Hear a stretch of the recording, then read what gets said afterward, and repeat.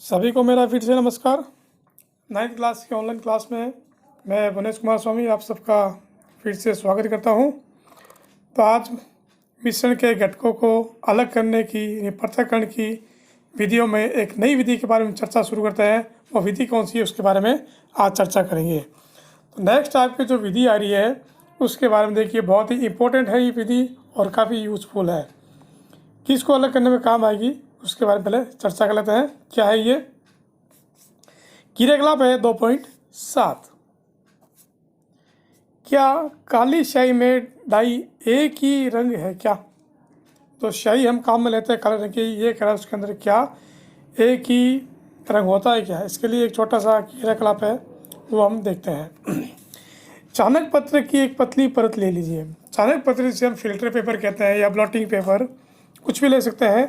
उसकी एक पतली सी परत लेके इसके निचले किनारे से 3 सेंटीमीटर ऊपर पेंसिल की सहायता से एक रेखा खींच लीजिए, जैसा कि चित्र में आपको दिखाया गया है। चित्र में आपको दिखा देता हूँ। ये देखिए, ये है वो फिल्टर पेपर और इस फिल्टर पेपर की नीचे से 3 सेंटीमीटर ऊपर बीचों बीच एक लाइन खींची गई है पेंसिल की सहायता से। उसके बाद में क्या करना है, लाइन खींचने के बाद में उस रेखा के बीच में जल में घुलनशील काली स्याही की एक बूंद रखें। तो ये लाइन खींचने के बाद में इस लाइन के एकदम बीच में जो काली स्याही है उसकी एक बूंद रखनी है और इसे सूखने देना है। फिर क्या करना है, अपने को जार, बीकर या परख नली में जल लेना है।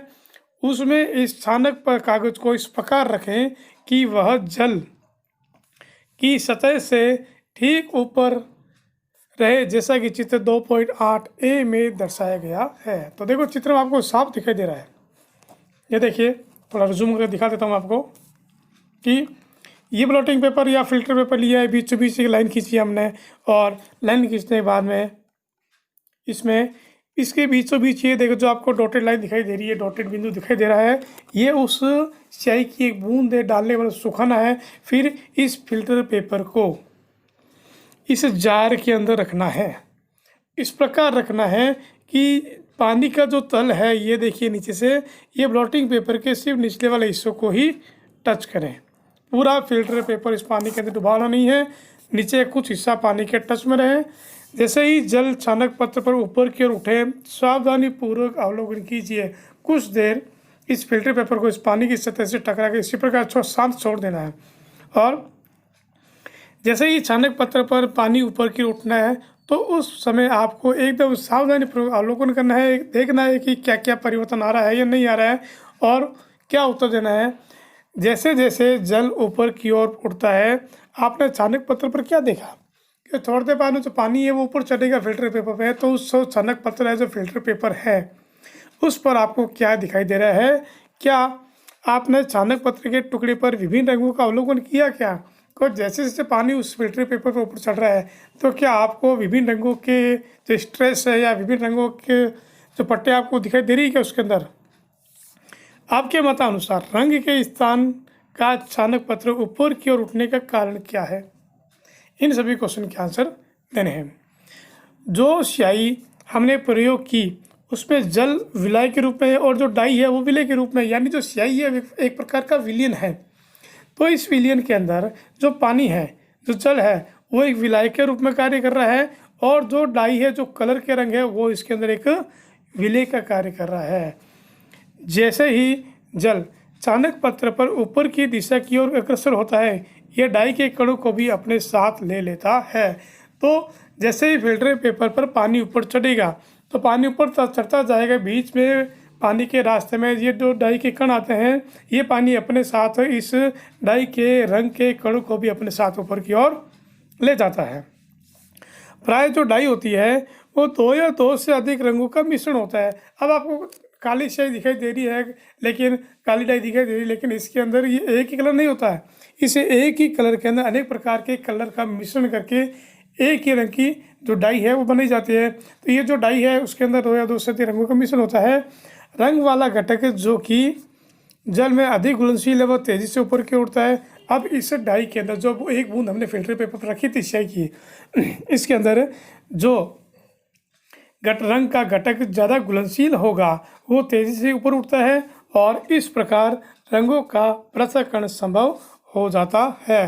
तो ज़्यादा घुलनशील होगा वो ज़्यादा तेज़ी से ऊपर चढ़ेगा, जो कम घुलनशील होगा कलर वो नीचे रह जाता है। तो इस प्रकार आपको उस फिल्टर पेपर पर विभिन्न प्रकार के रंग के जो टुकड़े हैं वो अलग अलग स्थानों पर आपको दिखाई देते हैं।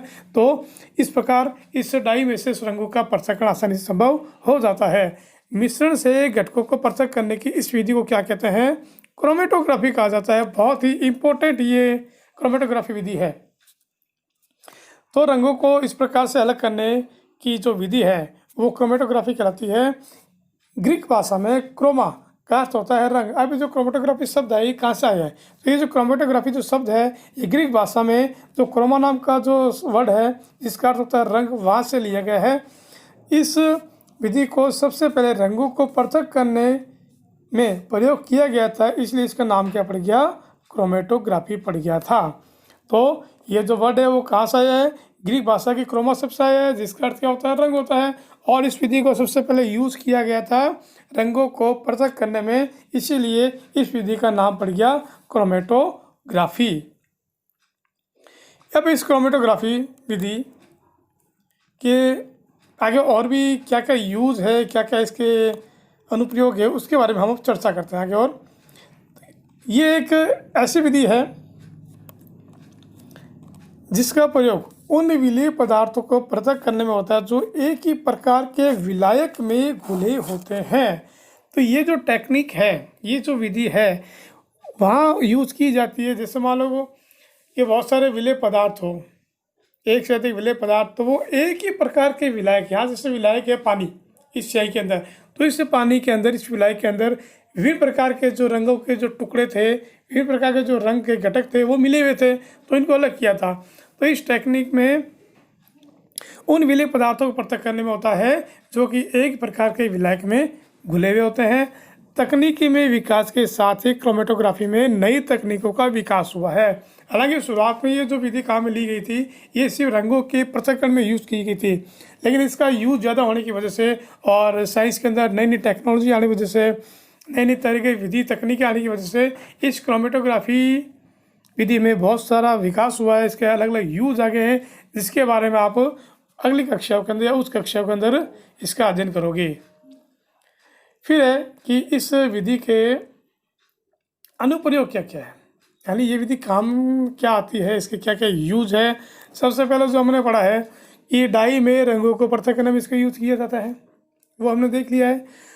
प्राकृतिक रंगों से पिगमेंट को पृथक करने में, प्राकृतिक जो रंग आते हैं इसके अंदर पिगमेंट होते हैं, जो कलर के जो कण होते हैं उसे कहते हैं पिगमेंट्स।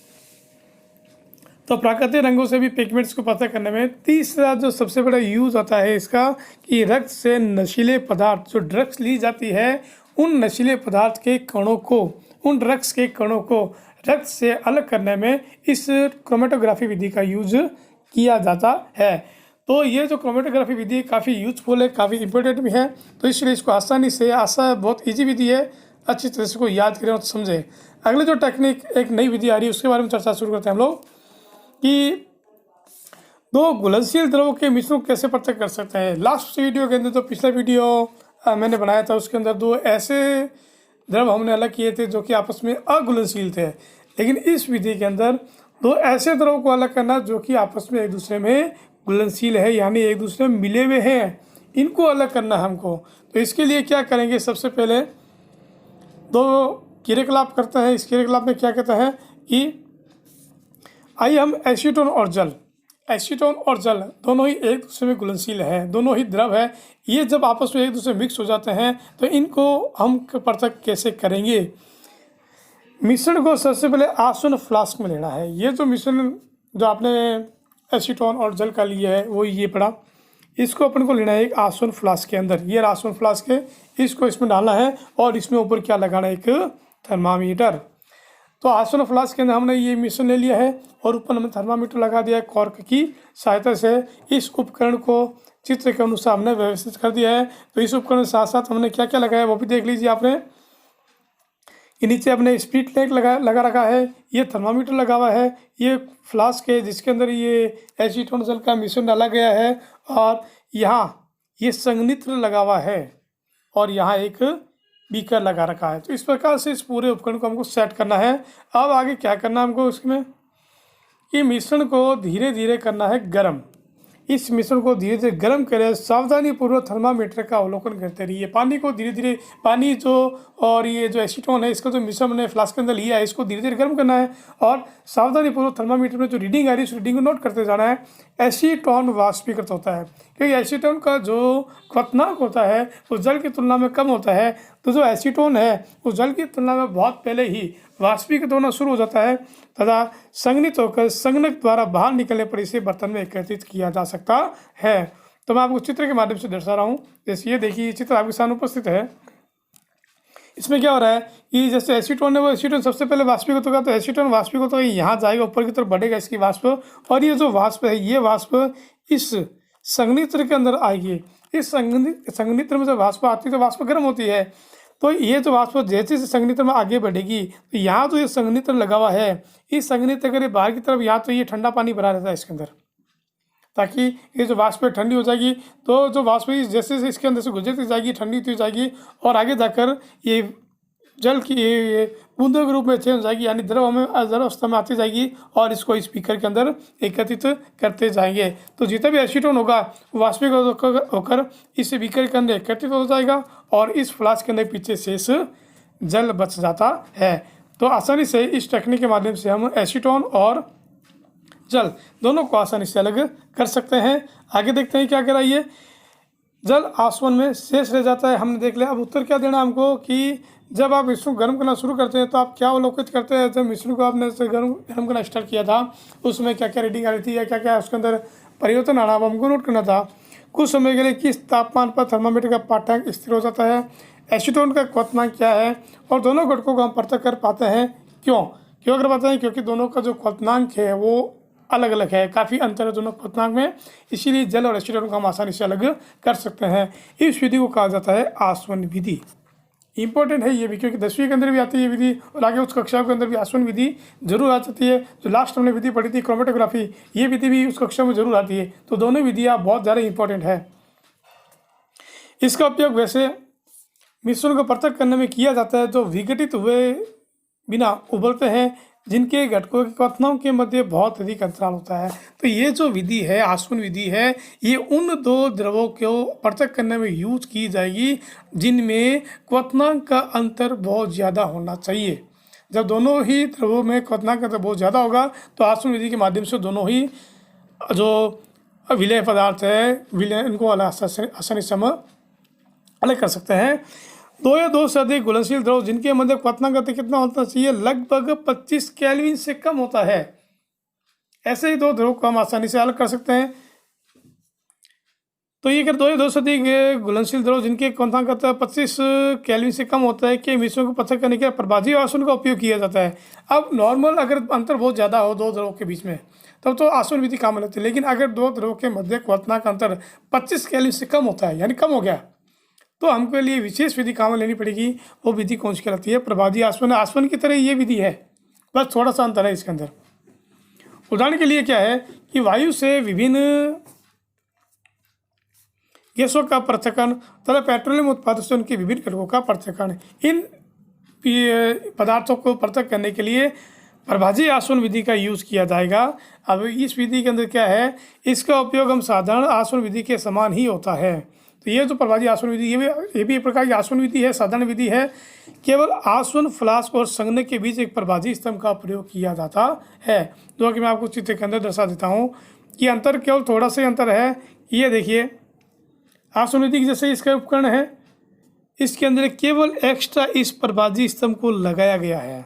बाकी सेम टेक्निक है, वही कोनी फ्लास्क लिया गया है जिसके अंदर दो द्रव डाले गए हैं, यहाँ संघनित्र लगाया गया है जो इस वाष्पीकृत द्रव जो पदार्थ आएगा उसको द्रव स्तंभ चेंज करेगा, और एक्स्ट्रा केवल इसके अंदर ये प्रभाजी स्तंभ लगाया गया है, इसे कहते हैं, इसीलिए इसको प्रभाजी आसवन विधि कहा गया है। आगे और क्या करना चाहता है ये देखते हैं हम लोग। इसके अंदर साधारण प्रभाजी स्तंभ एक नली होती है जो कि शीशे के गुटकों से भरी होती है। ये गुटके वाष्प को ठंडे और संघनित होने के लिए सतह प्रदान करती है। तो ये जो प्रभाजी स्तंभ लगाया गया है, ये प्रभाजी स्तंभ के अंदर जो छोटी छोटी गोली आपको दिखाई गई थी, वो जो गोली आती है वो शीशे की गुटके होते हैं। ये गुटके क्या करते हैं कि वाष्प को ठंडा और संघनित होने के लिए थोड़ा सा सतह प्रदान करते हैं। ये देखो, मैं आपको चित्र में आपको फिर से दर्शा देता हूँ कि ये जो प्रभाजी स्तंभ लगाया गया है, इस प्रभाजी स्तंभ के नॉर्मली एक नली होती है, कांच की नली है। केवल इस नली के अंदर यहाँ पर ये देखिए आपको कांच की छोटी छोटी गोलियाँ दिखाई दे रही है। इन गोलियों का यूज कहाँ किया जाता है? ये जो गोलियाँ होती है, जब यहाँ से वाष्प निकलती है तो वाष्प इस गोली से बीच से गुजरेगी, तो ये एक प्रकार का सतह प्रदान करती है, एक आधार प्रदान करती है, ताकि वाष्प है वो थोड़ी ठंडी हो सके और थोड़ी संघनित हो सके, ताकि आसानी से जब संघनित हो जाएगी तो लिक्विड अवस्था में आसानी से परिवर्तित हो जाए। तो आज हमने 2 विधि पर मंथन किया है। तो एक विधि अपने पढ़ी थी क्रोमेटोग्राफी, दूसरी पढ़ी हमने आसवन विधि। आसवन का दूसरा रूप होता है प्रभाजी आसवन। तो नेक्स्ट वीडियो के अंदर हम अगली विधि के बारे में चर्चा करेंगे। तब तक के लिए धन्यवाद। इस विधि को अच्छी तरह पढ़ें, क्योंकि दोनों ही इंपॉर्टेंट है, मैंने आपको पहले कहा था। इसलिए अच्छी तरह गौर से इसको पढ़ें और इसका रिवीजन जरूर करें। धन्यवाद।